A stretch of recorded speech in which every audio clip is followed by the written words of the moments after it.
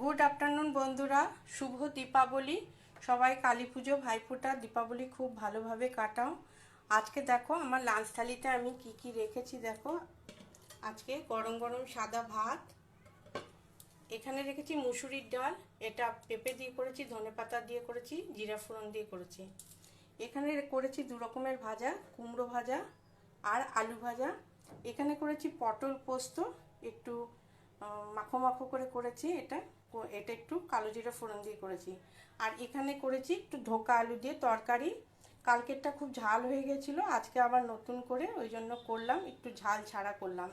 যেহেতু আজকে আমার কালী পুজোর উপোস আছে, সেজন্য আমি তো কিছুই খাবো না, সেই জন্য ঘরের লোকের জন্য এগুলো করেছি। তারা যাতে ঝাল কম খায়, তো সেজন্য এরকম করে রান্নাই করেছি একটু।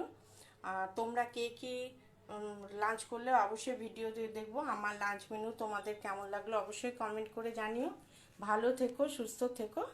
এই পর্যন্তই।